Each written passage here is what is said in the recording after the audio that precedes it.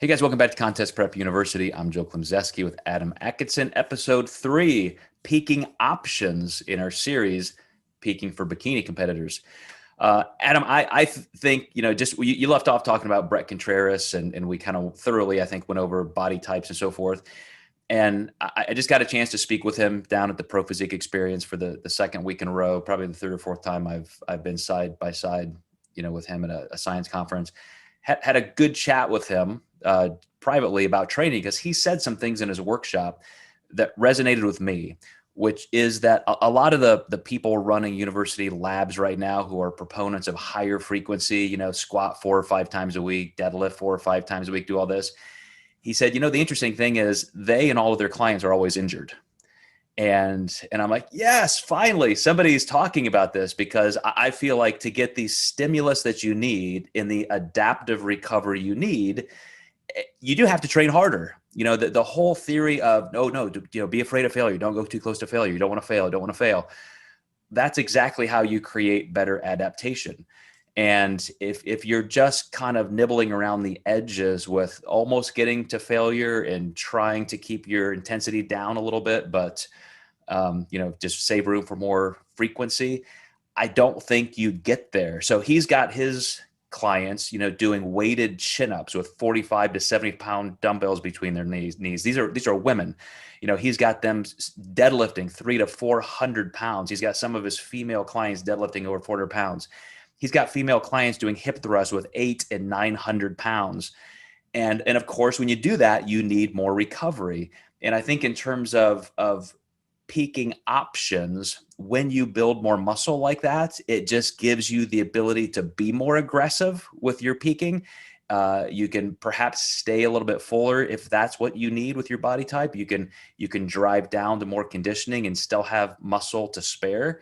So I'm interested in, when you think of peaking options, between front loading, back loading, and so forth. What's your typical move for clients in the bikini division? It's always going to be some sort of recovery. What you do want to do is lower cortisol for sure. Even if you're not being aggressive in terms of load, you do want that recovery aspect there. You also have to consider their cortisol levels are likely going to rise day of the show too. So you're combating that.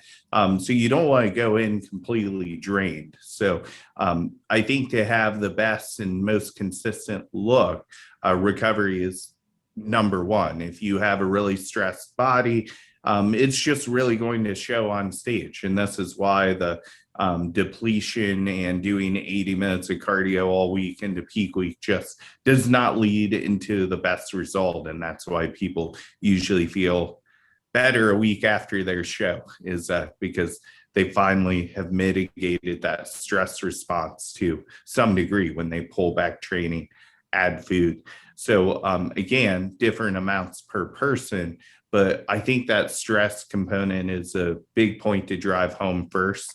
And then you can get into load strategies, whether you want to, if someone has a lot of muscle, I may be less aggressive with them to maintain conditioning and not really risk it.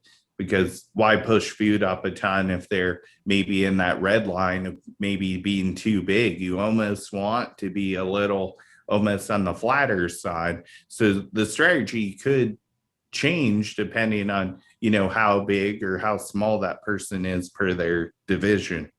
Mm-hmm. Going back to your point about recovery, that was actually my point along with Brett, is that if that kind of need is there for peak week, that if you look just haggard and overtrained and so forth, if that's your training strategy even before the peaking process, how good is that for your physique?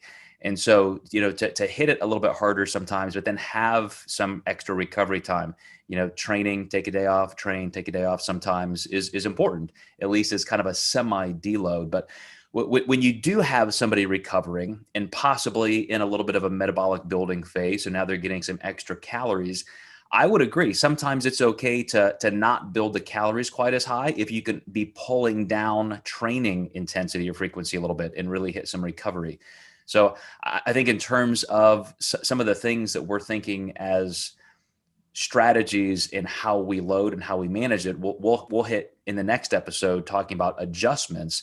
But there is a lot of leeway, and I'm really glad you set it up with just making sure that you feel your best going in. So you guys stay tuned. Episode 4 is going to be all about how to create that loading process and then adjust through the week based on how you're viewing and interpreting your results. We'll see you next time in Contest Prep University.